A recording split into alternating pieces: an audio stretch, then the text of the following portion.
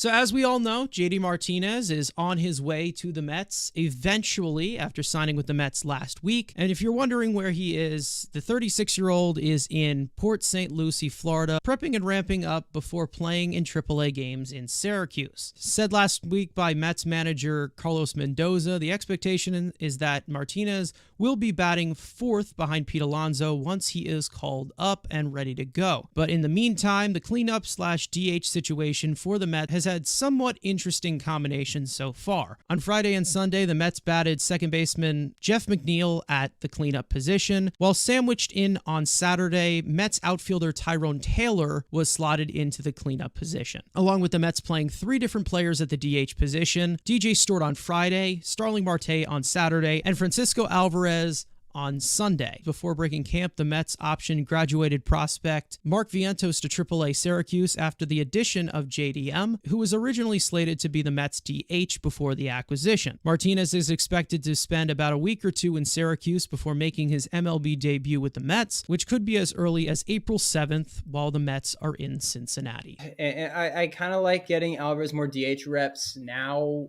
than later.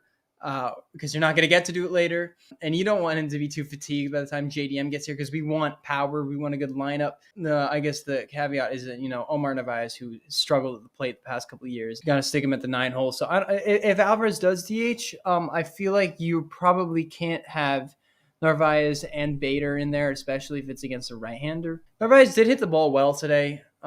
I'm not sure if that will continue. I know Stearns really liked him in Milwaukee, and he was a great catcher for Stearns. It is what it is. I don't like Jeff in the 4 spot. I feel like you just need power protecting Pete. And we know we're going to get that. But, this might be a good time, especially now to move Nimmo out of the leadoff spot, especially for these couple games, to maybe help do that. That's my opinion personally. But as for DJ Stewart, I'm not sure he's going to be here by next week when JDM is back. I'm a lot more concerned about the pitching right now.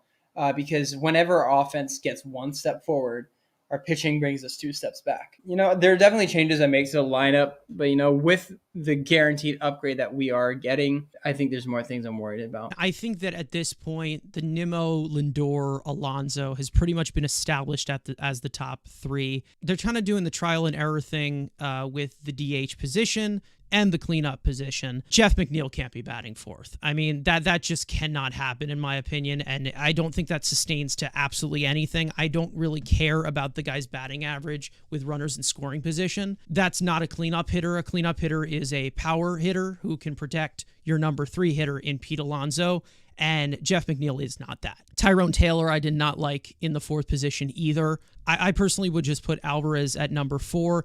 If you want to put Starling Marte at 4 because he's hot, go ahead. At this current point, Alvarez, he can't be lower than 5. It just cannot happen. They need somebody who can protect Pete Alonso for the time being. The 2 games that Jeff McNeil was protecting Pete Alonso, 1 run.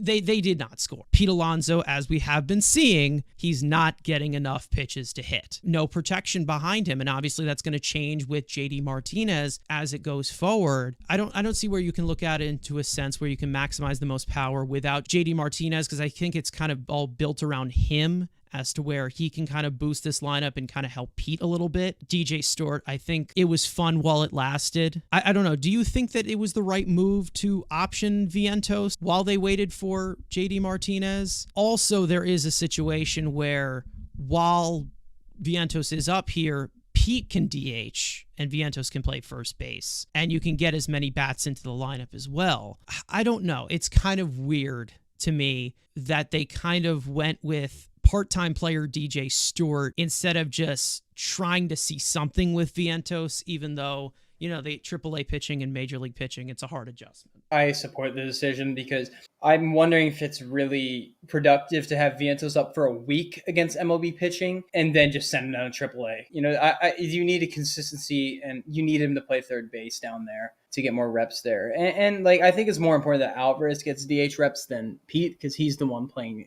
catcher. But yeah, I think it would almost be a disservice for Vientos, especially if he struggled those 8-10 games and just got sent down.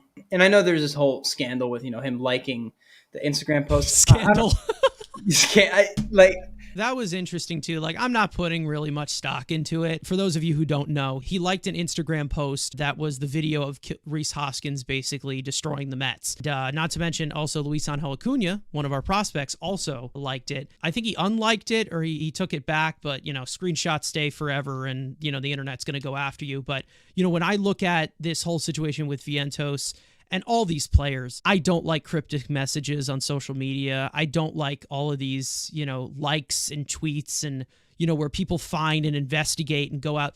If you have something that you need to say, speak up. If you got something on your mind, speak up and we'll address it from there. It doesn't look good publicly on the organization, not to mention the Mets just don't need that drama. I don't know what Acuna's intention for liking it is. Maybe they didn't really know what it was. Maybe they just saw the Mets playing and didn't actually see what was happening and just quickly hit like. At least with Vientos, I really do understand why he's upset, and it's very understandable. I just hope he uses this emotion as motivation to improve. Both of them could have I think what's could have happened is both of them just liked it by an accident, didn't realize what it was, or just scrolling or whatever. But back to the topic, I think sending Vientos down I don't think it's productive for him to just play DH for 10 days and not without a prolonged MLB pitching experience. So I think it was the right move. But, DJ Stewart, I think there's a good chance that he's on his way out. Yeah, and then there's also the controversial part of Zach Short making the roster as well. Is there a possibility where Vientos moves into that slot and coming off the bench?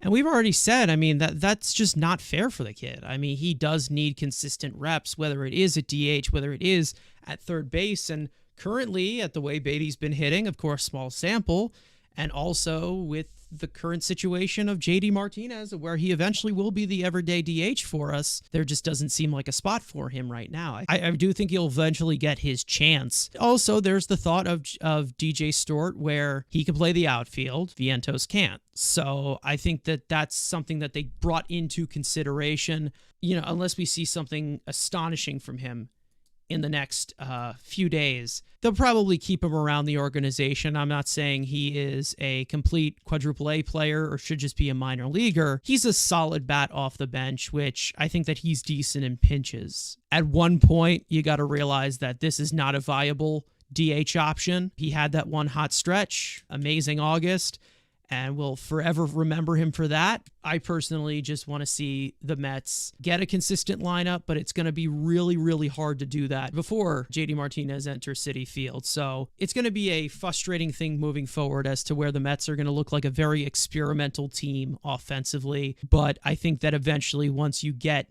to the JD Martinez of it all, it's going to get a lot better. And hopefully we see a little bit more consistency into this offense once JD Martinez is here. And that's what I'm hoping to see. And that's why I'm not going after this offense full head on, bull to horns. We do need to see a little bit more consistency.